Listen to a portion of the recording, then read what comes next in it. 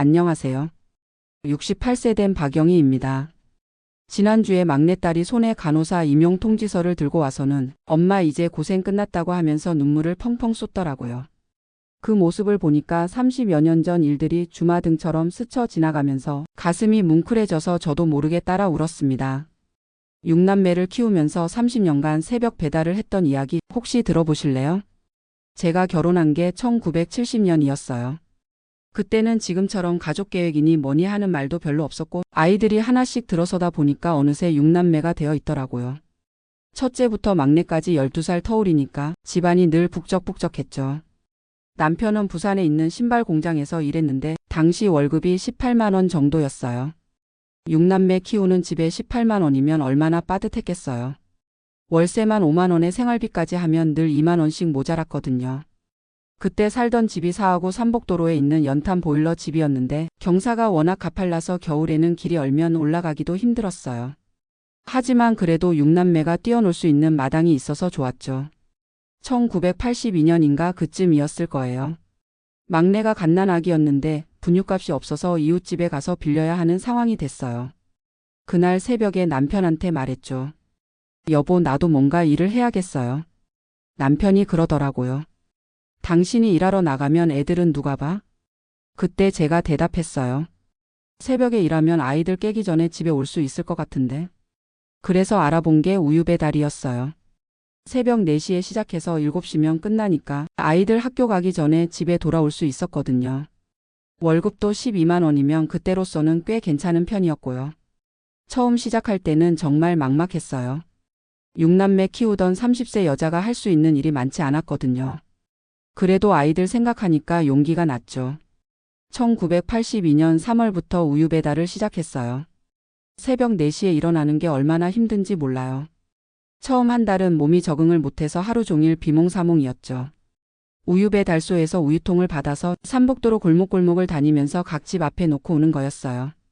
겨울에는 길이 얼어서 미끄러지기 일쑤였고 여름에는 새벽부터 땀범벅이 되곤 했죠. 그런데 신기한 게 몇 달 지나니까 오히려 그 시간이 좋아지더라고요. 새벽 공기도 맑고 아무도 없는 조용한 골목길을 걸으면서 생각도 정리되고 무엇보다 집에 돌아가면 6남매가 모두 잠들어 있는 모습을 보는 게 참 좋았어요. 우유 배달 첫 달 월급 12만 원을 받았을 때 정말 눈물이 나더라고요. 그동안 남편 월급 18만 원으로만 살다가 갑자기 30만 원이 된 거니까 얼마나 여유로웠는지 몰라요. 아이들한테는 처음에 말 안 했어요. 엄마가 새벽에 나간다고 하면 걱정할까 봐서요. 그런데 며칠 지나니까 첫째가 알더라고요. 엄마 새벽에 어디 가세요? 그래서 솔직하게 이야기했죠. 엄마가 우유 배달을 해서 너희들 분유값 타고 학용품 사는 거야. 그랬더니 첫째가 그러더라고요. 엄마, 우리가 공부 열심히 할게요. 나중에 크면 엄마 편하게 해드릴게요. 그 말 듣고 또 눈물이 나더라고요. 우유 배달을 하면서 가장 힘들었던 건 겨울이었어요. 부산도 겨울에는 추운데 새벽 4시에 나가서 얼음 깨가면서 골목길 다니는 게 정말 힘들었거든요. 한 번은 빙판에서 넘어져서 무릎을 크게 다쳤는데도 하루도 빠지지 않고 배달을 했어요. 단골 고객들이 기다리고 있으니까 못 쉬겠더라고요. 시간이 지나면서 단골 고객들과 정이 들었어요. 새벽에 나와서 고생 많으세요라고 인사해 주시는 분들도 계시고 명절 때는 떡이나 과일을 주시는 분들도 계셨죠. 어떤 할머니는 제가 30년 동안 우유를 갖다 드렸는데 나중에 돌아가시기 전에 따님이 와서 그러더라고요. 어머니가 영희 씨 덕분에 30년 동안 건강하게 사셨다고 꼭 고맙다고 전해달라고 하셨어요. 그 말씀 들을 때 정말 보람을 느꼈어요. 아이들이 하나씩 클 때마다 기뻤죠. 1990년대에 첫째가 울산대 기계공학과에 합격했을 때, 둘째가 부산대 경영학과에 들어갔을 때 정말 하늘을 날 것 같았어요. 등록금 마련하려고 개를 들고 이웃한테 돈도 빌리고 그랬지만 우리 아이들이 대학 간다는 게 얼마나 뿌듯했는지 몰라요. 셋째 딸은 좀 달랐어요. 공부보다는 손재주가 좋아서 본인이 미용학원에 가고 싶다고 하더라고요. 그래서 미용학원 보냈는데 지금 해운대에서 미용실 운영하면서 정말 잘 살고 있어요. 넷째 아들은 창원에 있는 대기업에 들어갔고 다섯째 딸은 간호학과를 나와서 부산대 병원에서 일하고 있어요. 그렇게 하나씩 자리를 잡아가는 모습을 보면서 새벽 4시에 일어나는 것도 전혀 힘들지 않았어요. 오히려 우리 애들 잘 키우고 있구나 하는 생각에 기분이 좋았죠. 1997년에 IMF가 터졌을 때는 정말 힘들었어요. 남편 다니던 신발 공장도 어려워져서 월급이 자주 밀렸거든요. 그때는 제 우유 배달 수입이 가게의 주 수입원이 되었죠. 다행히 우유 배달은 경기가 어려워도 수요가 있어서 오히려 더 많은 집에 배달을 하게 되었어요. 그때 월급이 35만 원까지 올랐거든요. 2000년대 들어서면서 아이들이 하나씩 결혼을 시작했어요. 첫째 결혼할 때는 정말 막막했죠. 결혼 예단이며 예물이며 준비할 게 산더미였거든요. 남편이 받았던 퇴직금 3,800만 원을 모두 아이들 결혼 자금으로 썼어요. 그래도 부족해서 제가 30년 동안 모은 적금도 깨고 친정 어머니한테도 도움을 받고 그랬죠. 하지만 우리 아이들이 좋은 사람들 만나서 행복하게 사는 모습 보니까 그 모든 게 다 보상받는 기분이었어요. 2010년대에는 제 몸이 많이 힘들어지기 시작했어요. 30년 가까이 새벽에 일어나서 무거운 우유통 들고 다니다 보니까 무릎 관절염이 심해지고 어깨도 아프고 그랬거든요. 그런데 막내가 간호학과에 가고 싶다고 하더라고요. 등록금이 한 학기에 400만 원이 넘었는데 그때까지 모아둔 적금을 털어서 보냈어요. 막내 대학 다니는 4년 동안은 정말 바빴어요. 우유 배달 수입도 예전보다 올라서 월 80만 원 정도 받았지만 막내 등록금의 용돈까지 주려면 모자랐거든요. 그래서 우유 배달 외에 틈틈이 다른 일도 했어요. 낮에는 동네 슈퍼에서 아르바이트도 하고 명절 때는 떡 만드는 일도 거들고 그랬죠. 2021년에 제가 65세가 되면서 우유 배달을 그만뒀어요. 사실은 그만두려고 한 게 아니라 무릎이 너무 아파서 더 이상 할 수가 없었거든요. 39년 동안 하루도 빠지지 않고 새벽 4시에 일어나서 일했는데 그만둘 때는 정말 허전하더라고요. 단골 고객들이 다들 아쉬워하시면서 영희 씨가 없으면 우리가 어떡하냐고 하시는 거예요. 마지막 날 배달을 마치고 집에 돌아오는데 30년 동안 걸었던 그 골목길이 새삼 아련하게 느껴지더라고요. 우유 배달을 그만두고 나서는 처음에 적응이 안 됐어요. 39년 동안 새벽 4시에 일어나는 게 몸에 밴 습관이라 아무리 늦게 자도 새벽 4시면 눈이 번쩍 뜨이더라고요. 그러면 할 일이 없으니까 그냥 누워서 천장만 바라보곤 했죠. 남편도 제가 일을 그만두니까 걱정을 많이 했어요. 평생 일만 하던 사람이 갑자기 쉬면 몸이 더 아픈 법이야. 그런데 신기하게도 몇 달 지나니까 오히려 몸이 좋아지더라고요. 무릎은 여전히 아프지만 만성 피로는 많이 나아지고 어깨도 덜 결리고 그랬어요.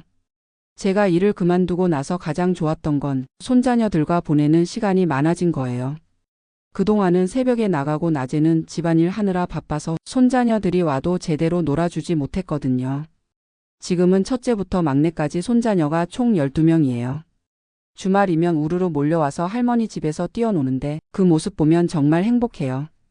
특히 막내딸 아이들이 할머니가 우유 배달하면서 우리 엄마 대학 보내줬다는 이야기를 들었는지 저한테 와서 할머니 정말 대단하다고 하더라고요.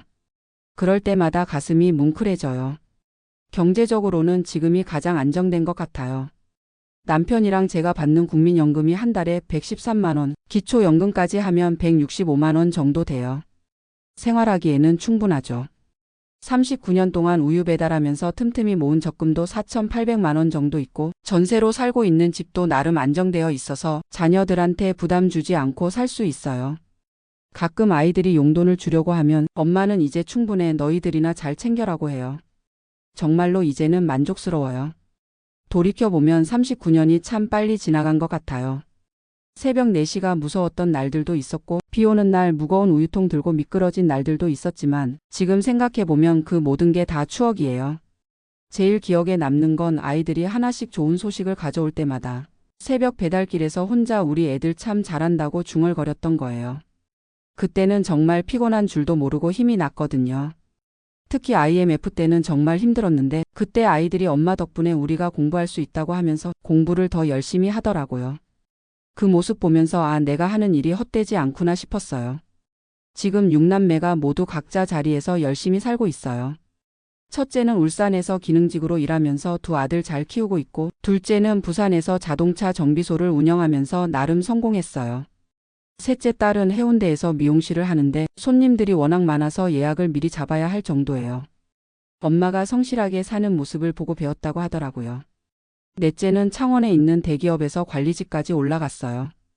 어릴 때부터 차분하고 꼼꼼한 성격이었는데 회사에서도 인정받고 있다고 하니까 뿌듯해요. 5째 딸은 부산대 병원에서 간호사로 일하고 있는데 환자들한테 정말 친절하다고 소문이 났어요. 엄마처럼 남을 위해서 일하고 싶다고 하더라고요. 그리고 막내가 드디어 지난주에 동네 구보건소 간호사로 임용됐어요. 32살까지 취업 준비하느라 고생했는데 이제야 안정된 직장을 잡았다고 하니까 정말 기뻐요. 막내가 임용 통지서 들고 와서 우는 모습을 보니까 이제 정말 내 역할이 끝났구나 싶더라고요. 6남매 모두 제자리를 찾았으니까요. 요즘은 동네 부녀회 모임에 나가서 다른 어머니들하고 이런저런 이야기를 나눠요. 저보다 나이 어린 분들이 어떻게 6남매를 다 그렇게 키웠느냐고 물어보시거든요. 그럴 때마다 이렇게 대답해요. 특별한 비결은 없어요. 그냥 꾸준히 했을 뿐이에요. 39년 동안 하루도 빠지지 않고 새벽 4시에 일어나서 일했으니까 우리 애들도 그 모습을 보고 꾸준함의 중요성을 배운 것 같아요. 사실 중간에 포기하고 싶었던 적도 많았어요. 특히 무릎이 아플 때는 이제 그만하자 싶기도 했거든요. 그런데 아이들 생각하면 못 그만두겠더라고요. 지금 생각해보면 그때 포기하지 않기를 잘했어요. 만약에 중간에 그만뒀다면 막내까지 간호사 만들지 못했을 거예요. 요즘 젊은 부모들 보면 조금만 힘들어도 포기하려고 하는 것 같아요. 물론 예전보다 육아가 더 어려워진 건 사실이지만 그래도 아이들 교육만큼은 포기하면 안 된다고 생각해요. 저희 때는 정보도 없고 돈도 없었지만 그래도 애들은 공부시켜야 한다는 마음 하나로 버텼거든요. 지금은 정보도 많고 지원 제도도 많으니까 오히려 더 나은 환경인 것 같은데요. 가끔 옛날 단골 고객분들이 연락을 주세요. 영희 씨 요즘 어떻게 지내세요? 보고 싶어요. 그럴 때마다 정말 감사하죠. 30년 넘게 우유만 갖다 드렸는데 이렇게 가족처럼 생각해 주시니까요. 얼마 전에는 제가 30년 동안 배달했던 할머니 댁에 문상을 갔어요. 그 할머니 따님이 저를 보시고는 어머니가 돌아가시기 전에 영희 씨 꼭 보고 싶다고 하셨어요. 30년 동안 비가 와도 눈이 와도 우유를 갖다 주셔서 어머니가 건강하게 사실 수 있었다고 하시면서요. 그 말씀 들으니까 가슴이 벅차더라고요. 제가 한 일이 그분한테는 그렇게 큰 의미였구나 싶어서요. 지금도 가끔 새벽에 일어나면 예전에 배달하던 골목길을 산책해요. 30년 동안 걸었던 그 길이 아직도 그대로 있거든요. 집들은 좀 새로 지어진 게 있지만 골목의 모양은 그때와 똑같아요. 그 길을 걸으면서 생각해요. 그때는 힘들다고 생각했는데 지금 보니까 참 보람찬 시간이었구나.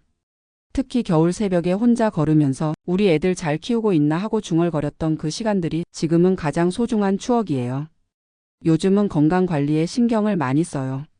무릎 관절염 때문에 정기적으로 병원에 다니고 물리치료도 받고 있어요. 다행히 고혈압은 약으로 잘 조절되고 있고요. 남편도 허리가 아프고 당뇨가 있지만 두 사람 다 큰 병은 없어서 감사해요.